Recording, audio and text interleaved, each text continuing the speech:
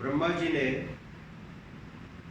श्रीमद् भागवतम में ऐसी प्रार्थना की, तो तेन कंपा सुसुमिक्षमाणो भुंजान एवाकृतम कृपा विद्वार्थ बुद्धि उदिदम नमस्ते जीवेति यो मुक्ति पदे सदाएवा। ब्रह्मा जी कहते हैं वास्तविक रूप से वो व्यक्ति आपकी कृपा का उत्तराधिकारी बन जाता है जो नाना प्रकार के दुखों को सहते हुए भी आपकी प्रशंसा करता है। तो तेनु कंपा सुसुमिच्छेदा,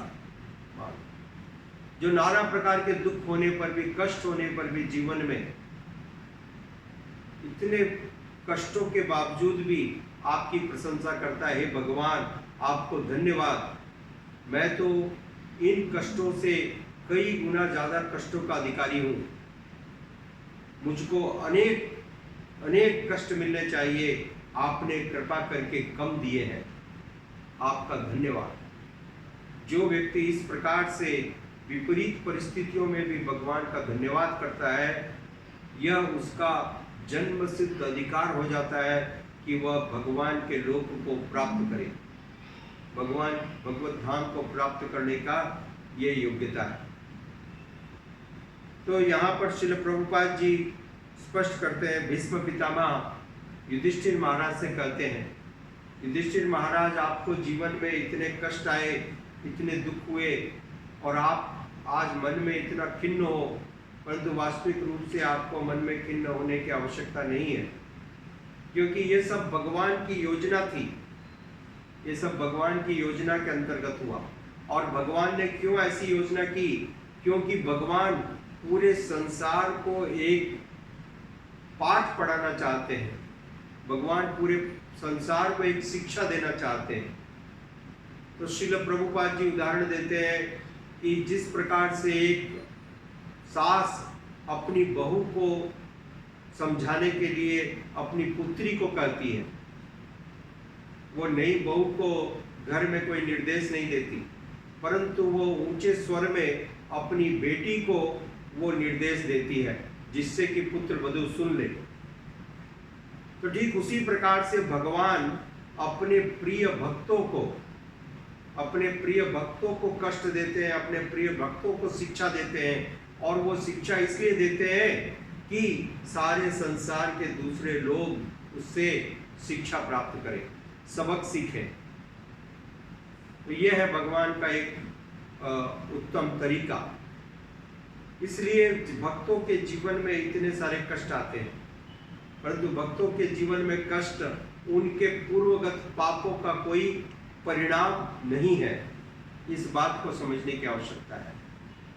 यह उनके पूर्वगत पापों का परिणाम नहीं है, ये तो भगवान की एक योजना है, जिस योजना के अंतर्गत संसार के सारे लोगों को एक आदर्श प्रस्तुत किया जा सके।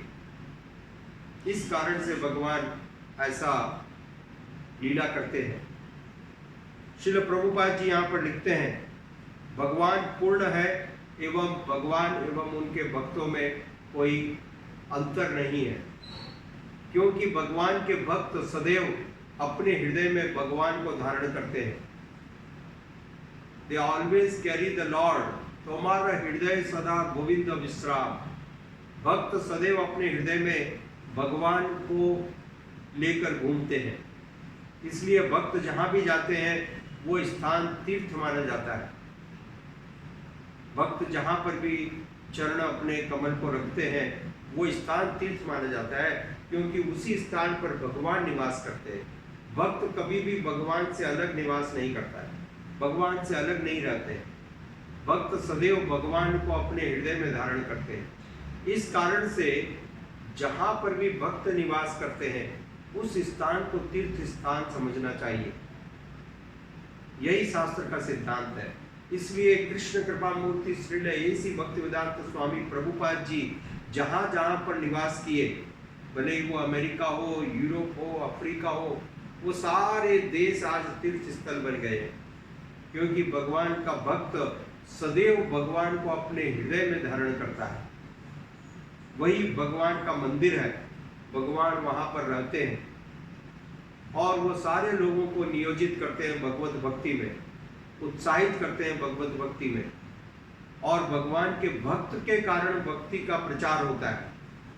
भक्ति भक्त संगेन प्रजायते, भक्ति भक्तों के साथ में उपजती है और बढ़ती है। भक्ति, यदि आप चाहते हो भक्ति प्राप्त करना, तो श्रील रूप गोस्वामी जी ने बतलाया आपको एक भक्त की सेवा करनी चाहिए, एक प्रगत भक्त का संग करना चाहिए, प्रगत भक्त की सेवा करनी चाहिए, तब जाकर के भक्ति मिलेगी। श्रील प्रभुपाद जी उदाहरण देते थे, यदि आप एक शराबी से मित्रता करोगे तो आप शराब पीना सीख जाओगे, आपको और कुछ करने की आवश्यकता नहीं है, सिर्फ उससे मित्रता कीजिए और आपके अंदर ये दुर्गुण आ जाएगा। यदि आप एक जुआरी से मित्रता करते हो तो कुछ दिनों के बाद, कुछ दिन पहले या कुछ दिनों के बाद निश्चित रूप से आप जुए में निष्णात हो जाओगे। You will become an expert gambler because of your friendship with A gambler. ठीक उसी प्रकार से यदि आप एक भक्त के साथ मित्रता करते हो, उसकी सेवा करते हो, उसको अपना आदर्श मानते हो, तो निश्चित रूप से कुछ दिनों के पहले या कुछ दिनों के बाद शीघ्र ही आप एक भक्त बनने वाले हैं, इसमें कोई संदेह नहीं। तो ये रहस्य है, हमको सदैव भक्तों का संग करना चाहिए। सारे शास्त्रों में श्रील रूप गोस्वामी जी जो भक्ति के आचार्य हैं, उन्होंने अपनी इस महान पुस्तक में श्री भक्ति रसामृत सिंधु, इसमें यह उपदेश दिया कि हमको किसी भी कीमत पर भक्तों का संग करना चाहिए, भक्तों की सेवा करनी चाहिए, क्योंकि भक्तों के हृदय में भगवान विराजते हैं और भक्त सदैव भगवान की भक्ति का प्रचार और प्रसार करते हैं, जिससे कि संसार के सारे जीवों का परम कल्याण हो सके।